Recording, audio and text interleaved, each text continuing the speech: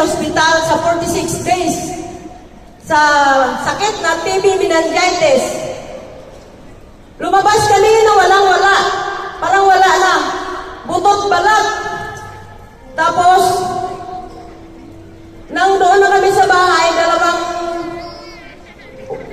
pangalawang weeks na kami sa bahay, dumating yung dalawang babae sa bahay. Alam niyo kung sino? Si Angela Dagoro at saka si Arlen Dagoro. Dalawang angel ng buhay ng anak ko! Paano? Sabi niya, subukan mo yung complete. Sa 2 linggo, tingnan ko kung anong nangyari sa kanyang katawan. Sabi ko sa sarili ko, sa ospital na, maraming aparato sa antibiotics! Yung kayong complete! Supplement lang yan! Pero nang ipakita niya sa akin yung video ng tagapalawan, sabi ko, gagaling yung anak ko! Power!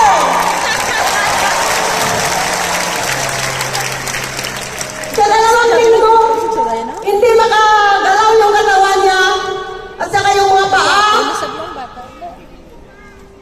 Unti-unting gumalaw, makukunan ko na siya ng mga BP sa katawan, sa kamay.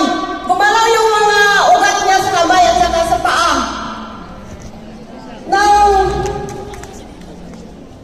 Nang gumaling siya, bumalik agad si Angela. Sabi niya, subukan ko pa yung may tsumo at saka bida. Yun, yung utak niya parang gumaling na kasi parang wala na yung utak niya. Parang abnormal.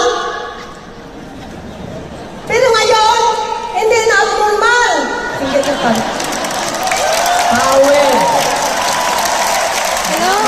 Global. Yan ang nangyari sa anak ko.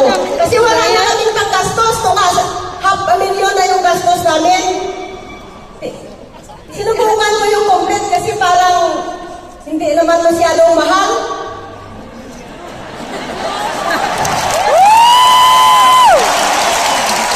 Kahit wala kaming pera, isang tuka kami, wala kaming lahat na kinukunan namin ng sakahan namin, prenda para panggastos sa ospital.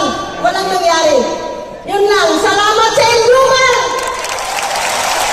Salamat sa may-ari! Salamat sa Global.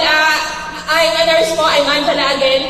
Dati ko, sabi nila, sayang yung profession kasi nursing nga, bakit daw po ako naging global. Pero ngayon po napatunayan ko na masobra pa po sa pagiging nurse yung nangyari kay Nonon Joshua. Kaya po, gagawin po natin yung global. Hindi lang po puro pera lang. Gagawin po natin yung global para mas makatulong. And let's make the world healthy po. Thank you, global! Yeah!